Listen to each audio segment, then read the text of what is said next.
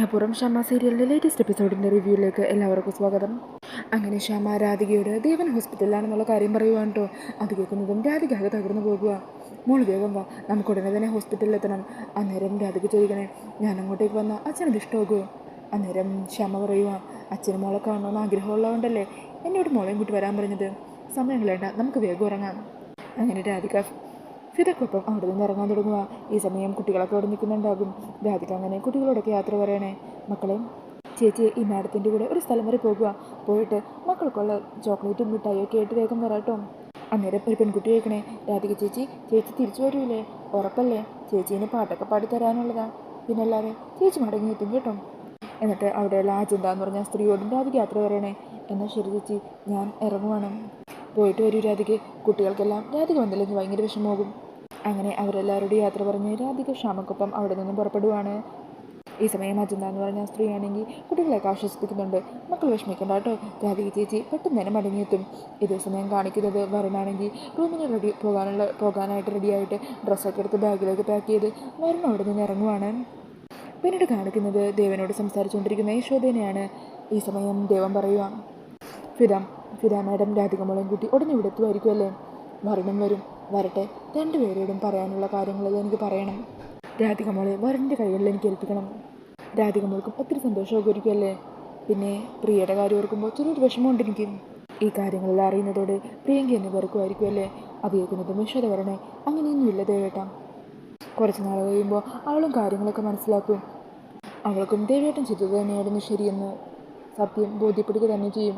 അന്നേരം ദൈവം വരണേ, അങ്ങനെയുള്ള സത്യം മനസ്സിലാക്കി എൻ്റെ അരികിലേക്ക് ഓടിയെത്തുമ്പോഴേക്കും ഞാൻ ആ സമയം ജീവനോടെ ഉണ്ടാകുമെന്ന് പോലും അറിയില്ല. ദേവേട്ട ഇങ്ങനെയൊന്നും പറയല്ലേ. എടോ, സമയം ഒഴിയുന്നൊരു തോന്നലാണ്. അതിനു മുമ്പ് ചെയ്തു തീർക്കേണ്ട കടമകളൊക്കെ ചെയ്തു തീർക്കാനുള്ള ഓട്ടത്തിലാണ് ഞാൻ. തന്നോട് ഞാൻ മറ്റൊരു കാര്യം പറയാനാണ് ശരിക്കും തുടങ്ങിയത്, പിന്നെ അതിൻ്റെ ഇടയിൽ മറന്നുപോയി. ദേവനാരായണന് ഈ ജീവിതത്തിൽ കിട്ടിയ ഏറ്റവും വലിയ ഭാഗ്യം തന്നെപ്പോലൊരു ഭാര്യ. ദാമ്പത്യ ജീവിതത്തിൽ ഞാൻ വളരെയധികം തൃപ്തനാണ്. പക്ഷെ ഒരിക്കൽ പോലും താൻ അതിൽ തൃപ്തിയാണോ എന്ന് ഞാൻ ചോദിച്ചിട്ടില്ല.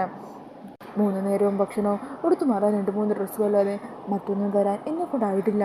താൻ ഏറ്റവും വലിയൊരു ആഗ്രഹം എന്നോട് പറഞ്ഞിട്ടുണ്ടല്ലോ, ഏറ്റവും വലിയൊരു മഹാക്ഷേത്രമായ അവിടെ പോകണമെന്ന്. പക്ഷേ അങ്ങോട്ട് പോലും തന്നെ കൂട്ടിക്കൊണ്ടുപോകാനായിട്ട് എനിക്ക് പറ്റിയിട്ടില്ല. തൻ്റെ ഒരാഗ്രഹം പോലും സാധിച്ചു തരാൻ എനിക്ക് പറ്റിയിട്ടില്ല. അങ്ങനെയുള്ളപ്പോൾ ഞാൻ എങ്ങനെയാണ് ചോദിക്കുക താൻ ഈ ജീവിതത്തിൽ തൃപ്തിയാണോ എന്ന്? ഈ സമയം യശോദ പറയണേ, ദേവേട്ട ഇങ്ങനെയൊന്നും പറയരുത്. ദേവേട്ടൻ്റെ ഭാര്യ എന്നുള്ളൊരു പദവിയുണ്ടല്ലോ, അത് തന്നെ എനിക്ക് എത്രയോ വലുതാണ്. ദേവനാരായണ തിരുമേനിയുടെ ഭാര്യ എന്നുള്ള നിലയ്ക്ക് വഴിയെ പോകുന്നവരും കാണുന്നവരൊക്കെ സംസാരിക്കും, അവരെന്ന് അന്വേഷിക്കുകയും ചെയ്യുന്നില്ലേ? അവർക്ക് മുമ്പിൽ എനിക്ക് ബഹുമാനം കിട്ടുന്നില്ലേ? അതിലും വലുതായിട്ട് എനിക്ക് മറ്റെന്താ വേണ്ടത്? ഇത്ര നാളും എനിക്ക് ഒരു കുറവും വരുത്താതെ എൻ്റെ എല്ലാ കാര്യങ്ങളും സാധിച്ചു തരികയും എന്നെ ഒരു കുറവും കൂടാതെ സ്നേഹിക്കുകയും ചെയ്തില്ലേ? അതിലും വലുതായിട്ട് എനിക്ക് എന്താ വേണ്ടത് ദേവേട്ട? ഇനി ദേവേട്ടൻ ഇതുപോലുള്ള കാര്യങ്ങളൊക്കെ പറഞ്ഞ് എന്നെ ഇങ്ങനെ വേദനിപ്പിക്കരുത്. പിന്നീട് കാണിക്കുന്നത് ശ്യാമക്കൊപ്പം ഹോസ്പിറ്റലിലെത്തുന്ന രാധികനെയാണ് കേട്ടോ.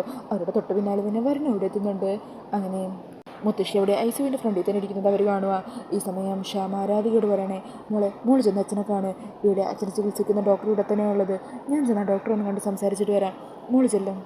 അങ്ങനെ പറഞ്ഞ് രാധിക അങ്ങോട്ട് പറഞ്ഞു വിട്ടിട്ട് ശ്യാമ അവിടെ നിന്നും ഡോക്ടറെ കാണാനായിട്ട് പോകുകയാണ് കേട്ടോ. ഈ സമയം രാധികയാണെങ്കിൽ ഓടി ഐസിയുൻ്റെ ഉള്ളിലേക്ക് കയറാൻ തുടങ്ങുമായിരിക്കും. അന്നേരം മുത്തശ്ശി രാധികയെ തടയുക. അതെ, എങ്ങോട്ടാടി നീ കാരണോ എൻ്റെ മോൻ ഈ അവസ്ഥയിൽ ഇങ്ങനെ കിടക്കുന്നത്? എന്നിട്ടും എന്ത് ധൈര്യത്തിലായിട്ട് നീ അവനെ കാണാനായിട്ട് ഇങ്ങോട്ടേക്ക് ഓടി വന്നത്? മുത്തശ്ശി മാറ്, അച്ഛൻ എനിക്ക് കാണണം. അച്ഛൻ്റെ കാര്യങ്ങളെല്ലാം അമ്മ എന്നെ വിളിച്ച് പറഞ്ഞു. അമ്മ പറഞ്ഞിട്ടാണ് ഞാൻ വന്നത്. ആര് പറഞ്ഞിട്ടാണെങ്കിലും ശരി, നീ ദേവനെ കാണുന്നില്ല. ഇവിടെ ഞാൻ വിചാരിക്കുന്ന കാര്യങ്ങളും നടക്കൂ. മര്യാദയ്ക്ക് ഇറങ്ങിപ്പോടി.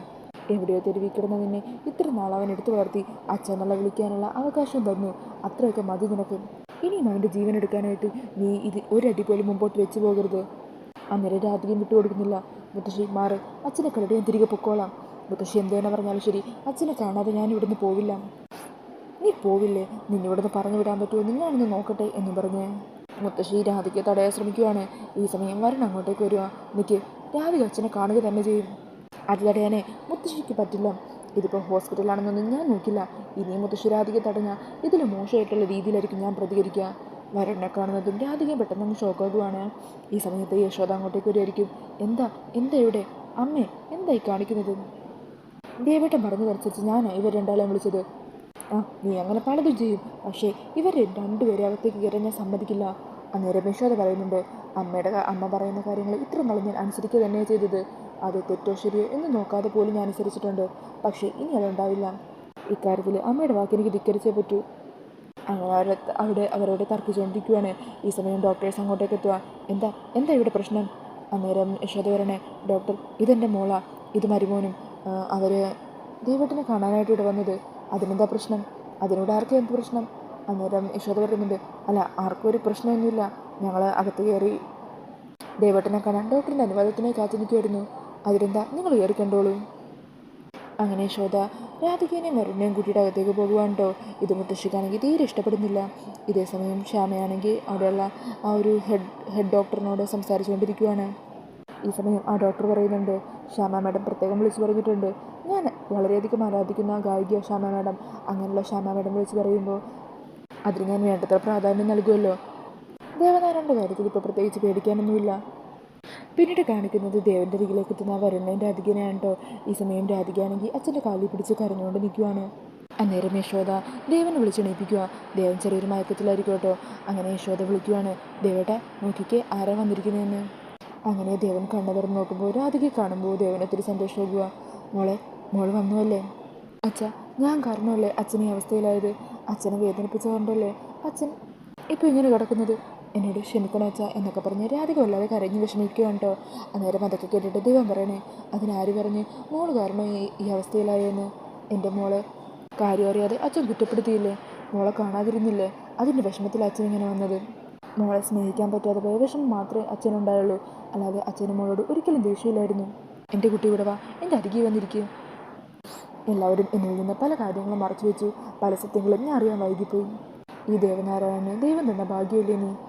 നിനക്ക് വേണ്ടി യാതൊന്നും അച്ഛന് ചെയ്യാൻ പറ്റാതെ പോയല്ലോ എന്നുള്ളൊരു വിഷമം മാത്രമേ അച്ഛനുള്ളൂ. മോളെ കണ്ടതും അച്ഛന് ഒത്തിരി സന്തോഷമായി. ഈ സമയം പെട്ടെന്ന് ദേവൻ രാധികയോട് ചോദിക്കുകയാണ്, നിനക്ക് നിൻ്റെ ഭർത്താവിൻ്റെ കൂടെ ജീവിക്കണ്ടേ? അങ്ങനെ ദേവൻ്റെ ആ ചോദ്യം കേൾക്കുന്നതും രാധിക ഞെട്ടിപ്പോകുകയാണ്. എന്നിട്ട് തിരിഞ്ഞ് വരുണെ നോക്കുവാണ് കേട്ടോ. അന്നേരം ദേവൻ പറയണേ, നീ ഞെട്ടുകയൊന്നും വേണ്ട, എല്ലാ സത്യങ്ങളും അച്ഛനറിഞ്ഞു. അന്നേരം വരുൺ പറയണേ, അച്ഛനെ വേദനിപ്പിക്കണമെന്നോ വിഷമിപ്പിക്കണമെന്ന് വിചാരിച്ചൊന്നുമല്ല ഞാൻ ഈ സത്യങ്ങളെല്ലാം പറഞ്ഞത്. അന്നേരം വരുണെ നോക്കിക്കൊണ്ട് ദേവൻ പറയണേ, മോൻ പറഞ്ഞതിൽ ഒരു തെറ്റുമില്ല. മോൻ സ്നേഹിച്ചതും താലി കെട്ടിയതും ഒക്കെ രാധികയുടെ പോലെ. അങ്ങനെയുള്ളപ്പോൾ രാധികയോടൊപ്പം തന്നെ മോൻ ജീവിക്കേണ്ടത്. മോൻ അതിനു വേണ്ടിയാ ഇത്ര നാളും പോരാടിയത്. അത് ഈ അച്ഛൻ മനസ്സിലാക്കുന്നുണ്ട്. ദൈവം യോജിപ്പിച്ചതാണ് നിങ്ങളെ. അങ്ങനെയുള്ളപ്പോൾ നിങ്ങൾ തന്നെ ഒന്നിക്കേണ്ടത്. അത് കാണാനാണ് ഈ അച്ഛനും ആഗ്രഹിക്കുന്നത്, അല്ലേ യശോദേ? അതെ, ഇവർ തന്നെ ഒന്നിക്കേണ്ടത്. അങ്ങനെ അച്ഛൻ്റെ അമ്മയുടെയും ആ വാക്കുകൾ കേൾക്കുന്നതൊന്നും രാധയ്ക്ക് വിശ്വസിക്കാനേ പറ്റുന്നില്ല കേട്ടോ. രാധയ്ക്കും വരുണും ഒത്തിരി സന്തോഷമാകുവാണ്. അങ്ങനെ അവർ സന്തോഷത്തോടെ പരസ്പരം നോക്കുവാണ്. ഈ സമയം യശോദ ദേവനെ പതിയെ എഴുന്നേപ്പിച്ച് നിർത്തുവാണ് കേട്ടോ. എന്നിട്ട് രാധികയുടെ കൈ പിടിക്കുക. മോളുടെ കഴിഞ്ഞതാ. ഇനി എന്നും രാധിക വരുണിൻ്റെ മാത്രമാണ്. നിങ്ങളാ ഇനി ഒന്നിച്ച് ജീവിക്കേണ്ടത്. അങ്ങനെ പറഞ്ഞ വരുണിൻ്റെ കൈ വാങ്ങുവാണ്. എന്നിട്ട് രാധികയുടെ കൈ വരുണിൻ്റെ കയ്യിലേക്ക് വെക്കാൻ തുടങ്ങുമായിരിക്കും. രാധികയും വരുണും യശോദയ്ക്ക് ഒത്തിരി സന്തോഷത്തായിരിക്കും. ഈ സമയത്തായിരിക്കും ആ സുകുമാരിയമ്മ ഓടിക്കയറി വന്ന് എല്ലാം നശിപ്പിക്കുന്നത്. അങ്ങനെ അവർ രണ്ടാളും തള്ളി മാറ്റിയിട്ട് ദേവൻ്റെ കൈയെടുത്ത് സുകുമാരിയമ്മ തൻ്റെ കഴുത്തിലേക്ക് വെക്കുക. എന്നെ കൊന്നിട്ട് മതി നീ ഇങ്ങനൊരു കാര്യം ചെയ്യുന്നത്. എന്നാലും ദേവ, നീ ഇത്ര ക്രൂരനായി പോയല്ലോ. നിൻ്റെ സ്വന്തം ചോരയിലുള്ള കുഞ്ഞിനെ താഴ്ന്നിട്ടാണ് നീ ഇവൾക്ക് വേണ്ടി ഇങ്ങനൊരു കാര്യം ചെയ്യാൻ പോകുന്നത്. ഒരച്ഛനും ഇങ്ങനൊരു ചതി ഒരു മക്കളോടും ചെയ്യില്ല. ഇതിന് നീ അനുഭവിക്കും, നീ നോക്കിക്കോ. ഈ സമയത്ത് ദേവനാണെങ്കിൽ വല്ലാത്തൊരു നെഞ്ചുവേദന തോന്നുവാണ്. ദേവൻ നെഞ്ചുവേദന എടുത്ത് പെട്ടെന്ന് തന്നെ തളർന്ന് അവിടെ വീഴുവാണ് കേട്ടോ. ഇതുകൊണ്ട് മുത്തശ്ശിയും യശോദയും രാധികയും വരുണും എല്ലാവരും ഭയന്ന് നിൽക്കുക. വരുൺ വേഗം തന്നെ ഡോക്ടറിനെ വിളിക്കുവാണ്. ഈ സമയം ശ്യാമയും ഡോക്ടറും സംസാരിച്ചുകൊണ്ടിരിക്കുന്ന ആ സ്ഥലത്തേക്ക് സിസ്റ്റർ വന്ന് ദേവനാരായണൻ്റെ സ്ഥിതി മോശമോ എന്ന് പറയുവാണ് കേട്ടോ. അത് കേട്ട് ഡോക്ടർ ശ്യാമയ്ക്ക് ICUവിലേക്ക് ഓടിപ്പോകുവാണ്. പിന്നീട് കാണിക്കുന്നത് ഡോക്ടേഴ്സ് എല്ലാവരും കൂടി ദേവനെ പരിശോധിക്കുന്നതാണ്. ഈ സമയം ICUവിൻ്റെ പുറത്ത് ടെൻഷനോട് കൂടി നിൽക്കുമായിരിക്കും. രാധികയും വരുണും ശ്യാമയും യശോദയും മുത്തശ്ശിയും എല്ലാവരും. രാധികയാണെങ്കിൽ അവിടെ ആകെ കരഞ്ഞ് തളർന്ന് നിൽക്കുമായിരിക്കും. യശോദയും ആകെ തകർന്നു പോകുവാണ്. അങ്ങനെ അമ്മയെ ചേർത്ത് പിടിച്ച് സങ്കടത്തോടെ നിൽക്കുന്ന രാധികനെയും വരുണിനെയൊക്കെ കാണിച്ചുകൊണ്ടാണ് എപ്പിസോഡ് തീരുന്നത്. അപ്പോൾ ഈ ഒരു റിവ്യൂ ഇഷ്ടമായിട്ടുണ്ടെങ്കിൽ മറക്കാതെ വീഡിയോ ഒന്ന് ലൈക്ക് ചെയ്യണേ. ഇതുപോലുള്ള കൂടുതൽ റിവ്യൂസിനായിട്ട് ഈ ചാനലൊന്ന് സബ്സ്ക്രൈബ് ചെയ്തും കൂടി സപ്പോർട്ട് ചെയ്യണേ. താങ്ക്